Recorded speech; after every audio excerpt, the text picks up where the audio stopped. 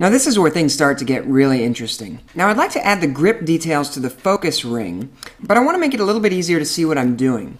First of all, we know that we can come over here to the feature tree and hide individual elements by right-clicking them and clicking on the blue eyeglasses. We also know that we can right-click items in the viewport and hide them with the blue eyeglasses. What we haven't seen yet is that we can come up here to the solid bodies folder that says there are 11 solid bodies right now. We could also hide bodies directly from there if our feature tree gets too complicated. But there's an even easier way. I'm going to show everything again. And watch this. I'm going to find that focus ring out here in the viewport. I'm going to right-click on it and go down here to Isolate. Isolate is just going to hide everything else and then give us a little window here with Exit Isolate. So whenever we want to bring everything back, we just click on that Exit Isolate button and everybody comes back. So here we go. Let's right-click that, go down to Isolate, and now we're ready to create our grip detail. Let's start by heading to a nice clean front view. Click on the front plane this time, and go to the Sketch Tools and open up the Line tool. I'm going to zoom in a little bit up here on the top. And what we want to do is create a little notch. The notch is going to go something like this, and it'll be closed at the top. I want it to be symmetrical, so I'm going to zoom in real close and draw a line straight down the middle. Right-click, set that to be Construction Geometry. Click all three vertical lines. And once we have that, we should have a nice and easy to control notch cut out of this thing. Right now, the bottom edge of this thing is straight, and I actually need it to be circular to match up with the circular nature of this ring. So let's zoom in here. I'm going to click on that bottom edge, make it Construction Geometry, so it's still there, it's just dashed and we don't have to deal with it in the future. I'm going to add a 3-point arc in the Sketch Tools, and come down here and click on one side of the arc, click the other side of the arc, and then click somewhere to define a loose upward facing arc. Then, with that arc selected, I can just click and grab any one of these edges, like this one, and then with the pop-up menu, I can click on Make Co-Radial. So just like Make Collinear, we have a Make Co-Radial option available to us. Now I'm going to click to deselect and hit Control-8 to go normal to our sketch again. Zoom back in here. Obviously that Make Co-Radial command threw off our geometry just a little bit. But that's not a very big deal. So let's go ahead and add some dimensions to tighten this up. I know that I want for the distance from this point to be 0.75 millimeters. Zoom in here and adjust this to taste. Take this top one, make it Construction Geometry. Go up to the Line tool and extend this on upward again. About like that. I'm going to make a smart dimension from here to this line, make it a 0.5 millimeter, and make the total width about 3.5 millimeters. And we can make this height just something kind of big, just 2 millimeters, so it just sticks way on up there. Perfect. Now when I exit the sketch, we now have a sketch sitting back here on the front plane, not doing anything. So let's go to the Features tab in the toolbar ribbon, and there's an extruded cut option you'll see there. Let's click on that and then select our new sketch. That's going to create an extruded cut going out in some arbitrary direction based on the direction of the plane we sketched on.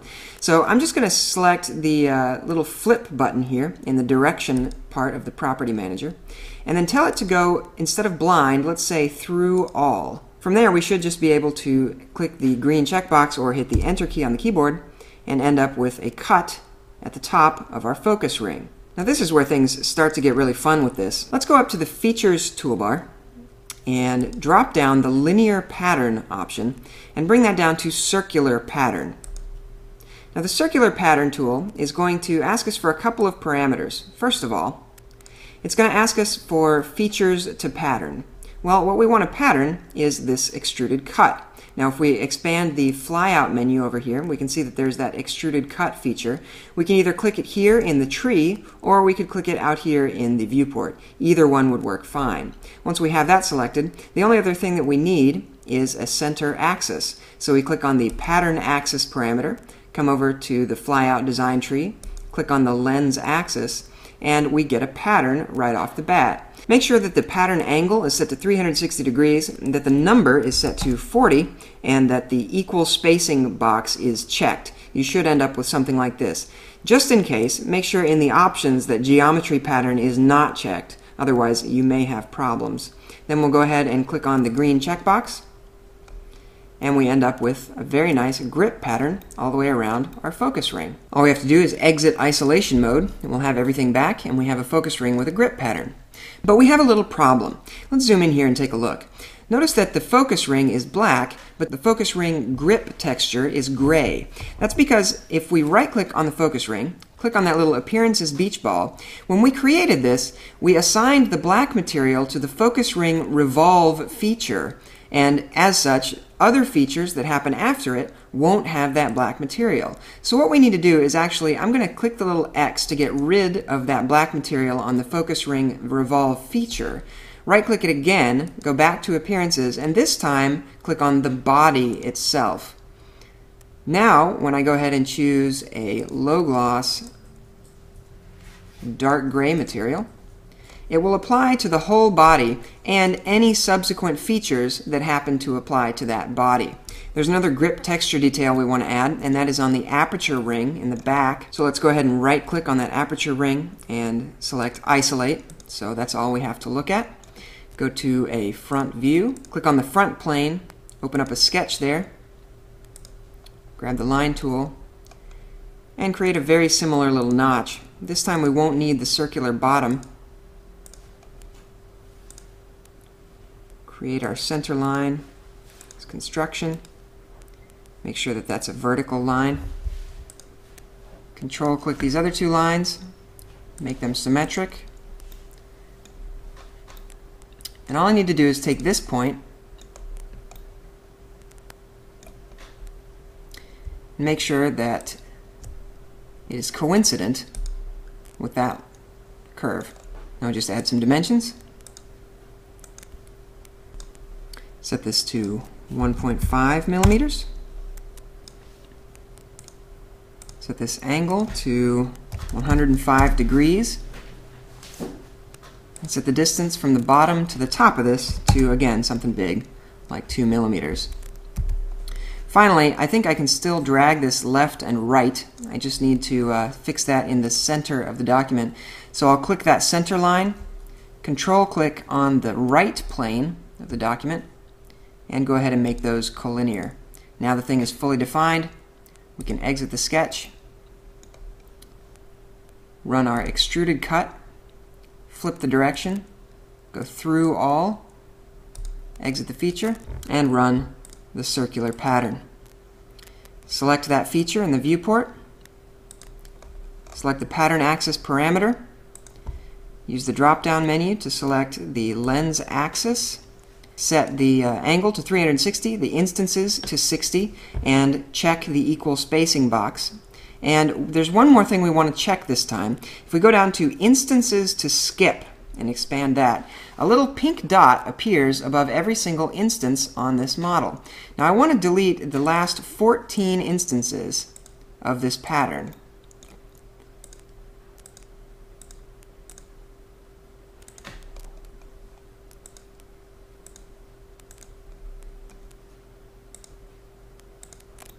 Perfect. So now when we execute the pattern will run all the way around, except it'll stop in that little area that we skipped. The color's all wrong, so let's right-click it, go to Appearances, delete the black material from the feature, and this time add it to the body.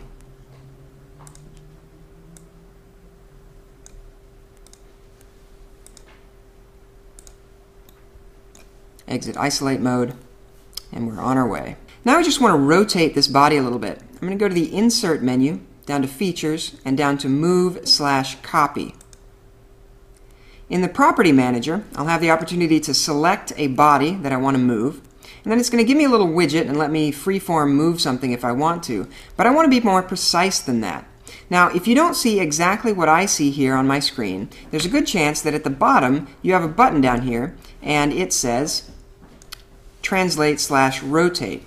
If you're seeing something more like this, where it says Mate Settings at the top, go down to the bottom and click on the Translate/Rotate button, and that will bring us to the opportunity to rotate this piece of geometry. I'm going to expand the Rotate tab, and in the Axis parameter, you guessed it, we're going to add that lens axis again and hit -45 degrees. All done.